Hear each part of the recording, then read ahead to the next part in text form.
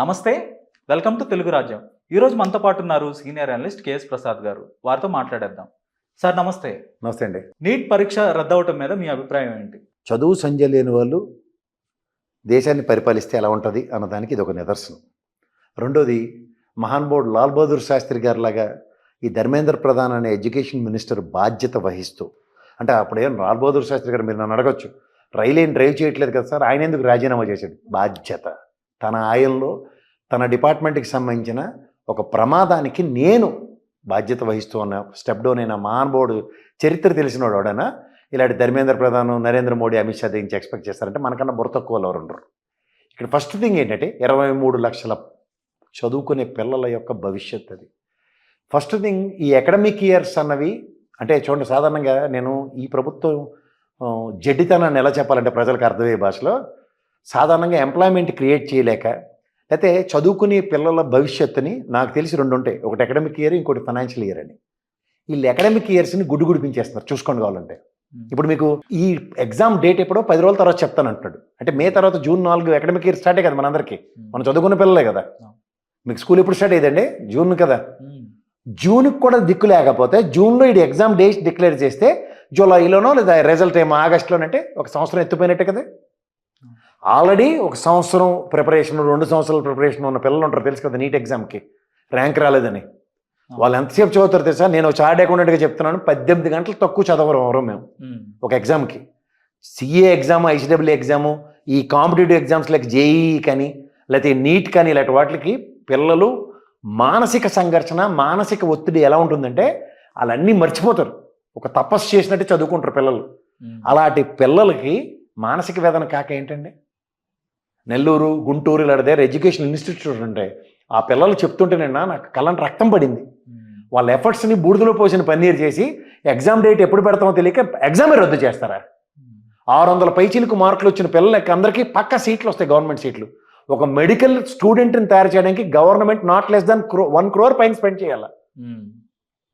ఈ లేచిన ఎత్తుగడకి సంవత్సరం పాటు 1 కోటి రూపాయలు స్పందించకుండా హ్యాపీగా కాలక్షేపమే కదా. ఒక అకాడమిక్ ఇయర్ పోయిందంటే వీళ్ళు ప్రైవేటు వ్యవస్థలకి 800 పైచీలకు మెడికల్ కాలేజీలు పెట్టామని ఏటి తెలియని బీజేపీ వాడు మారుతుంటే పళ్ళు కొరకంటారు ఒక్కొక్కడును మేనేజ్మెంట్ కోటాలో డబ్బులు ఎత్తేయడానికి. అంటే ఈ ప్రశ్నాపత్రం లీక్ వెనకాల ఏదైనా కుట్రుందంటారా? ఏదైనా రాజకీయ నేతల సార్ ఒకటి నేను చెప్తాను. మనతో పాటు చదువుకునే పిల్లల్లో కూడా మనతో స్లిప్పులు రాసేవాడు ఉంటాడు. తర్వాత ఒకడు నేను చదువుకునే టైం వాడు చెప్తాను, వాడు స్లిప్పులు రాసి బ్రహ్మాండంగా ఎగ్జామ్ రాస్తే వాడికి మా స్కూల్ ఫస్ట్ వచ్చింది, కాలేజ్ ఫస్ట్ వచ్చింది. మేము బాధపడ్డాం, అరే వాడికి స్లిప్పులు రాసాడని అందరికీ తెలుసు. కానీ results make sense, results will talk. అట్లా అవకతవకలు చేయకుండా ఇది ఈ NEET exam 3 consecutive times, last time కూడా సుప్రీంకోర్టు డైరెక్షన్లో నడిచింది ఇది. అప్పుడు ఇదే దైత్యకొట్టు పని. బాధ్యత రాహిత్యంగా ఎవడైతే ఎవరండి ఎగ్జామ్ టెస్టింగ్ వాళ్ళ పేరు ఏదో ఎన్టీఏ ఇన్స్టిట్యూట్ పేరు ఎల్టీఏ, వాళ్ళకి బాధ్యత రాహిత్యంగా ఒక ఎంప్లాయీ చేసిన పనికిమాలిన పనికి ఇది. వాడిని ఐడెంటిఫై చేసి ఆయన ఉరి తీయొచ్చు, కొట్టొచ్చు, చంపొచ్చు, జైల్లో పెట్టచ్చు. కానీ పిల్లల భవిష్యత్తు అండి, 23 లక్షల మంది పైచీలకు పిల్లలు, వీళ్ళకి ఏది బాధ్యత? ధర్మేంద్ర ప్రధాన్ ఎందుకు రాజీనామా చేయడు? సో ఇవి దృష్టిలో పెట్టుకొని వీటి మీద బాధ్యతారాహిత్యంగా ఉన్న ఈ కేంద్ర ప్రభుత్వం ఎంతసేపు తాత్సారంతోనూ దాటవేత ధోరణితోనూ కాలక్షేపానికి తెరలేపుకుంటుంది, పక్కా ప్రణాళికతో. ఇప్పుడు ఇంజనీరింగ్ ఎగ్జామ్స్ ఉన్నాయి, ఇప్పుడు మనకి జేఎన్టీయూ కండక్ట్ చేస్తుంది, ఆంధ్రప్రదేశ్లో జేఎన్టీయూ కండక్ట్ చేస్తుంది. ఎక్కడైనా పొరపచ్చులు ఉన్నాయా? అలా మెడికల్వి వీళ్ళు తీసుకెళ్ళారు, ఎందుకంటే దోపిడీకి అలవాటు పడ్డారు వీళ్ళు. వాళ్ళే డబ్బులు ఇచ్చి మెడికల్ కాలేజీలు జగన్మోహన్ రెడ్డి లెటర్తో పెట్టించారు కదా 17 మెడికల్ కాలేజీలు. ఇప్పుడు ఈ గవర్నమెంట్ రాగానే ప్రైవేట్ చేసేస్తా ఉంటే మాట్లాడలేదు ఎందుకు? చూడండి, మీకు అర్థమవుతుందా? ఇవన్నీ అదాని గడికి అంబానీ గడికే ఎత్తేస్తారు ఇవన్నీ. ఈ లాజికల్ థింకింగ్లో వీళ్ళ స్ట్రాటజీస్ మనం ఎవరూ రీడ్ చేయకుండా ఇలాంటి దౌర్భాగ్యాలు క్రియేట్ చేస్తారు. దీంట్లో ఒక అకాడమిక్ ఇయర్ పోయినట్టే. Huge loss to the public. ఎవరు పబ్లిక్? Common people. నేను చూసారా, పేరెంట్స్ని, పిల్లల్ని లబడేసేస్తున్నారు జైల్లో, ఏవి కాకుండా.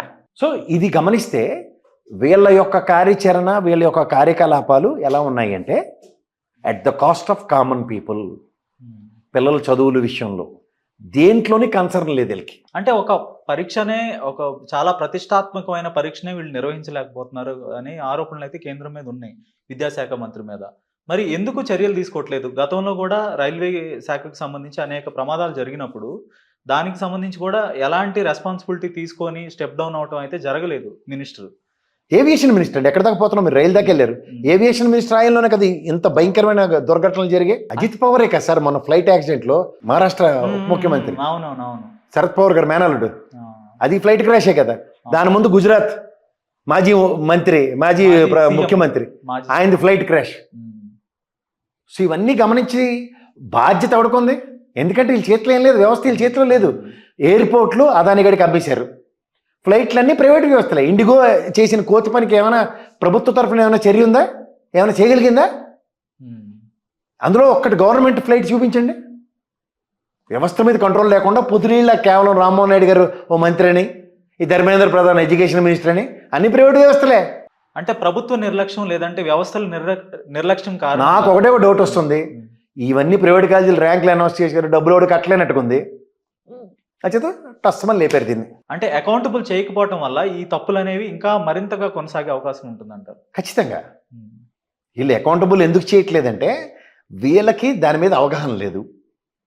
అన్ని కేంద్ర ప్రభుత్వ ఆధీనంలో పెట్టుకుని కాలక్షేపం చేద్దామని చూస్తున్నారు. దానివల్ల వ్యవస్థలన్నీ వాళ్ళ కంట్రోల్లో ఉంటాయి అనుకున్న భ్రమల్లో ఉన్నారు. At the cost of education system, academic years మీద ఆధారపడి ఉంది.